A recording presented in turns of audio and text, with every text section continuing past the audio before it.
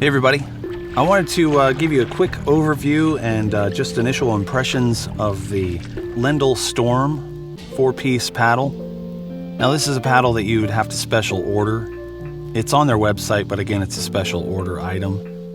It's not something that they sell or you'll find readily available in a lot of different kayak shops.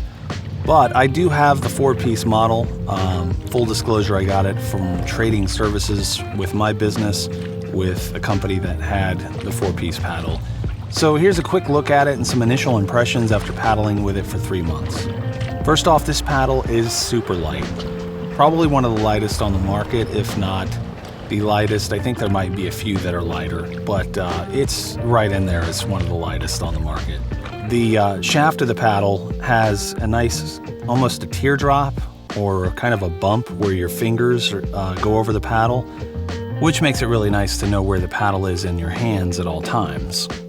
The blade itself has a, I believe what it's called, a dihedral shape to it. And because of the blade is so large, very comparable to the Werner Ikelos, which I also have, or had.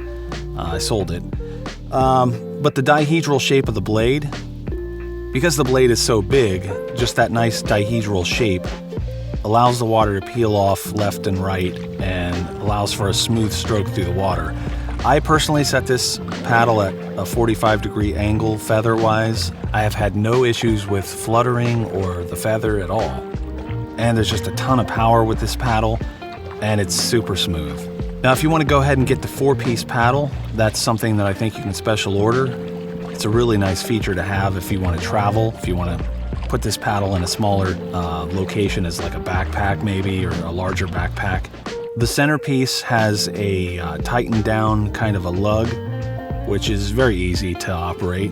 The paddle blades go on, and it's like a pop-up button that has a turn key type of tightening mechanism to tighten the actual paddle blades itself, and that's very important. If you do get this, you do need to tighten that, but don't over tighten, as they say in the manual. Don't want to break it. But overall, this paddle, the carbon, the look of it, the lettering on the back with the Lendal, it's made in the USA. The carbon seems to be, in my opinion, I believe this paddle is going to be stronger as far as durability and usage in rough water and bracing and all the other stuff that would not allow this paddle to go in crazy conditions. They say this paddle can pretty much go anywhere on any expedition. So whether or not Werner Ikelos or other paddles can do that, I'm not going to speak to that, but they say that this paddle is stronger because more use of carbon and just the overall durability of the build of the paddle. The paddle has a good bounce back on the stroke, and as you're going through the water, it's smooth. I don't know what else to say. It just works. And that's what you want with the paddle. You don't want to have to fuss with flutter. You don't want to have to fuss with anything.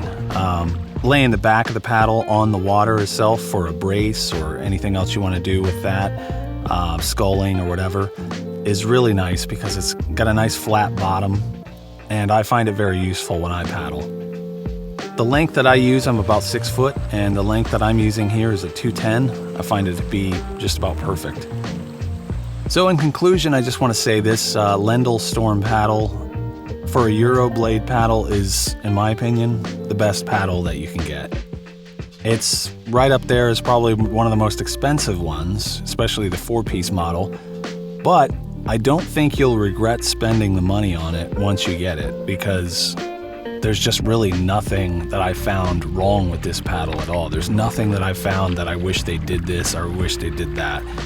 They did it right, they built it well, and it's just a joy to paddle.